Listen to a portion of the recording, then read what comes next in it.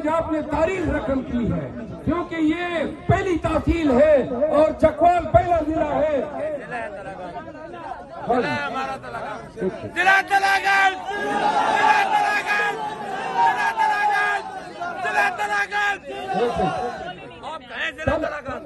آپ کہیں ضلع تلگنگ، آپ نے بیان میں بھی ضلع چکوال کہا ہے، تلگنگ نہیں کہا، آپ کہیں ضلع تلگنگ، آپ کہیں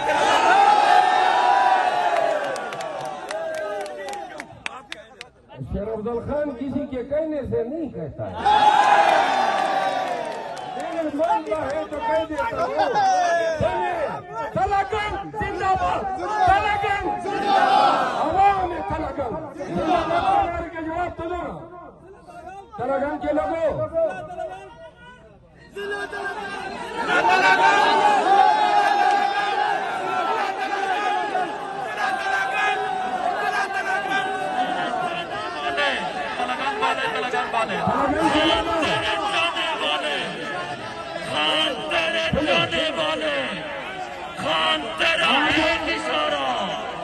آج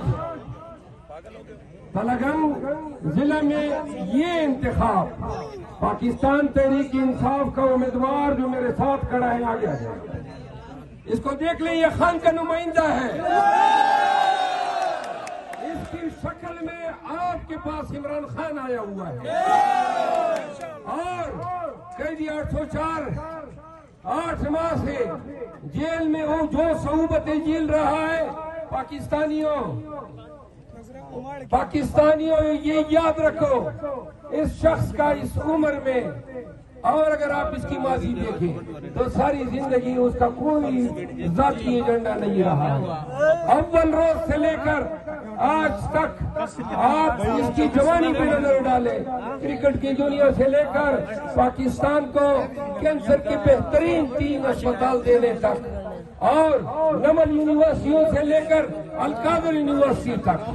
سیت کاٹ سے لے کر لنگر خانوں تک، یاد رکھو پاکستان کی دھرتی نے ایک ایسے شخص کو جنم دیا جو ہزاروں سال دھرتیوں میں ایسے اشخاص پیدا نہیں ہوتے۔ اقبال نے کیا خوب کہا ہے، ہزاروں سال نرگس اپنی بیروری پہ روتی ہے، بڑی مشکل سے ہوتا ہے چمن میں گیلا ور پیدا۔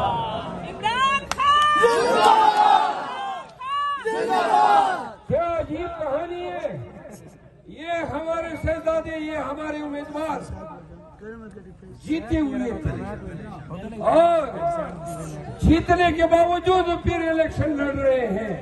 سبحان تیری قدرت، کیا ریاست پاکستان سے نوازا ہے، کیا ملک ہے، کیا قوانین ہے، اور کیسے کیسے لوگ اقتدار پہ بیٹھے اور حکومت کے مزے لوٹ رہے ہیں۔ کیا دنیا کے کسی مہذب خطے میں یہ تصور ہو سکتا ہے کہ جیتا ہوا امیدوار جس کو اسمبلی میں ہونا چاہیے آج پھر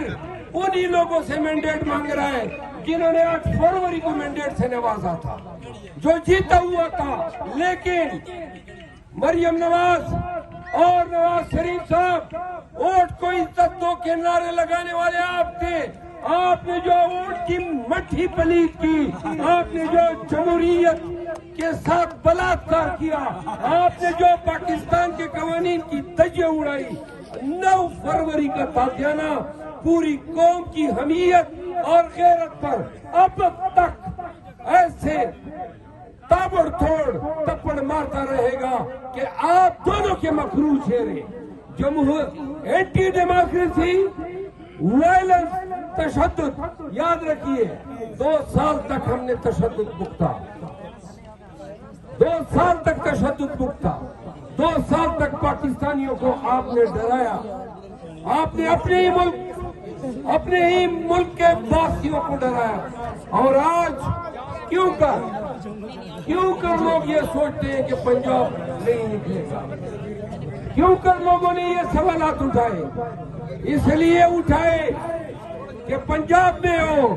یا خیبر پختونخوا میں ہو،